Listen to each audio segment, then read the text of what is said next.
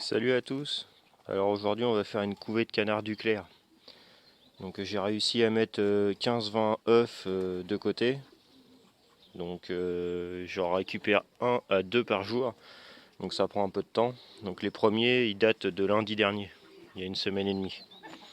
Donc comme d'habitude je vais vous montrer un petit peu les animaux.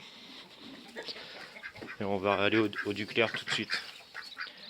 Donc ça c'est la femelle, lapin normand. Donc dans une semaine à mes bas. Le petit mâle, tout le monde va bien. Les cailles pareil.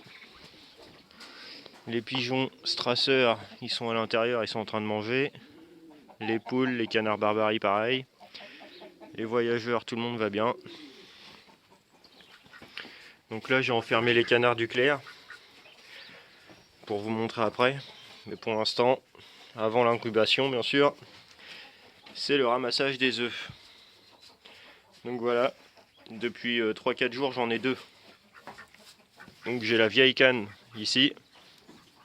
Puis j'ai la deuxième aussi, la plus jeune, de l'année dernière, de 2025, qui pond aussi.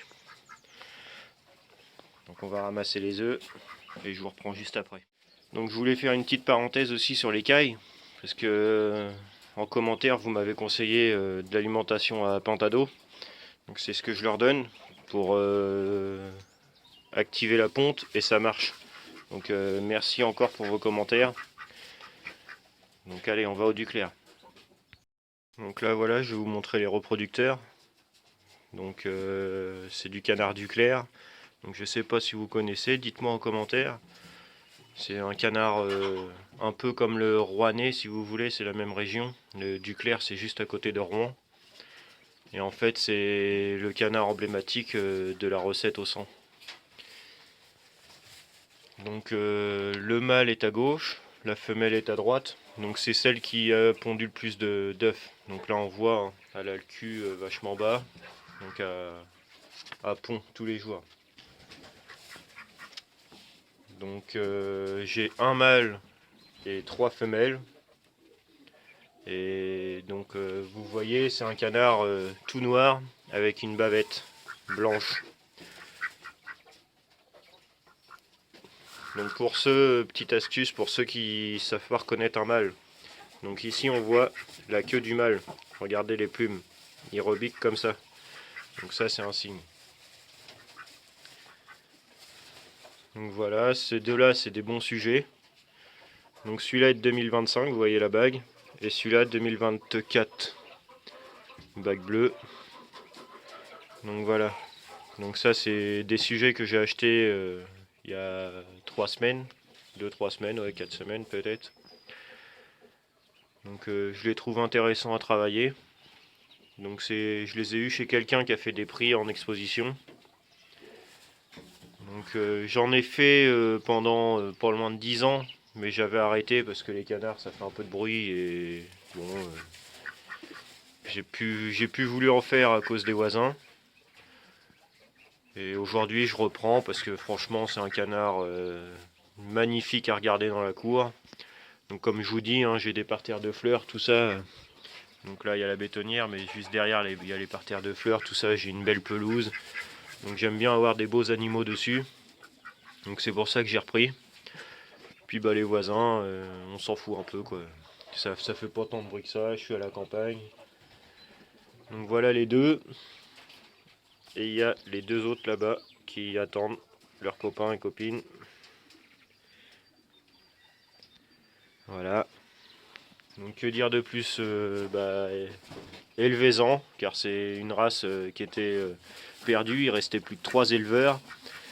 Et il y a une dizaine d'années, j'ai réussi à en avoir une souche de l'un de ces 3 éleveurs qui a relancé la race avec la sauvegarde des races normandes, le club.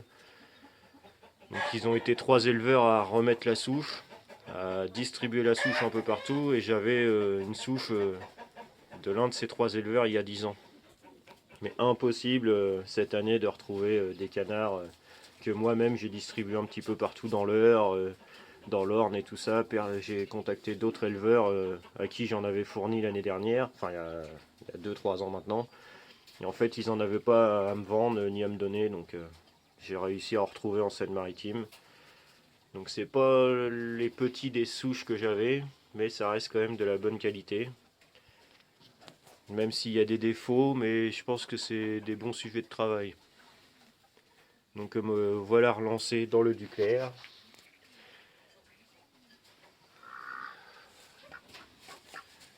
Donc vous voyez, c'est vraiment magnifique comme canard. J'aimerais bien qu'il se tourne un petit peu. Voilà. Descends pas, tu vas te faire mal. Donc maintenant on va les mettre les œufs en couveuse. Et on va les ressortir des clapiers pour qu'ils aillent gambader un petit peu dans la pelouse. Je vous reprends tout de suite. Donc alors ça y est, on va mettre les œufs. Les œufs sont là. Donc j'ai 4 œufs de caille, comme je vous avais dit, ça recommence à repondre. Donc ça c'est une très bonne nouvelle. En plus des beaux. Donc je vais les mettre en couveuse aussi. Mais pour l'instant on va parler des œufs de canard Duclair. Donc vous voyez, celui-là je vous l'ai montré en forte. Donc ça c'est un retour une reprise de ponte de la deuxième. Parce que ça a suivi avec 2 œufs par jour, comme je vous disais juste avant. Donc tous les œufs sont de beau calibre. J'ai mis la date dessus, celui-là c'est celui d'aujourd'hui. Donc voilà, par exemple le 17. Donc vous voyez, ils sont pas fissurés, ils sont propres. Donc voilà, je les trie, j'en ai pas acheté un seul, parce que franchement ils sont tous beaux. Les canards Duclair, à chaque fois que j'en faisais, même dans les années précédentes, les œufs ils sont beaux, tout ça, de bon calibre.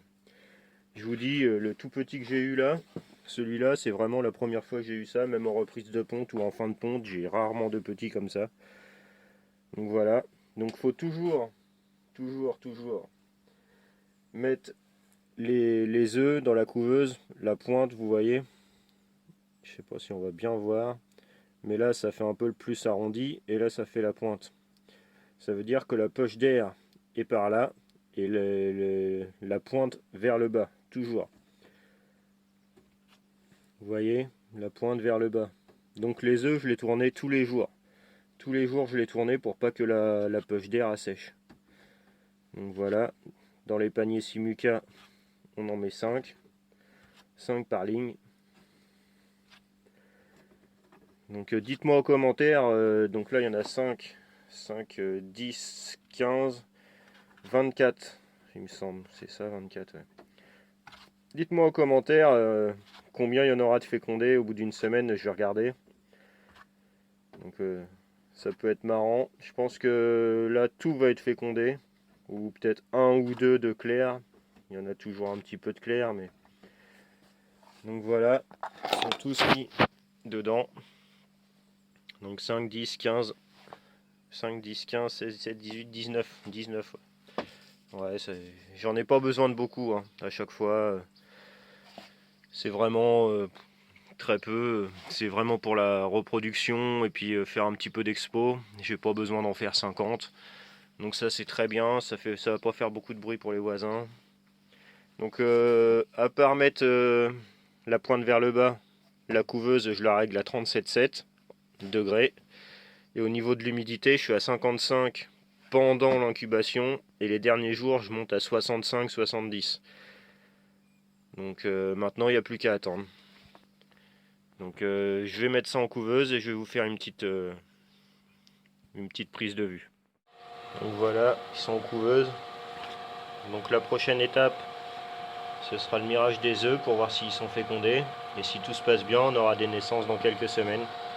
Donc n'oubliez pas, là-haut il y a les Brahmas. Il y a 5 œufs de Brahma qui sont fécondés. Donc si vous voulez suivre toute l'évolution, pensez à vous abonner. Merci.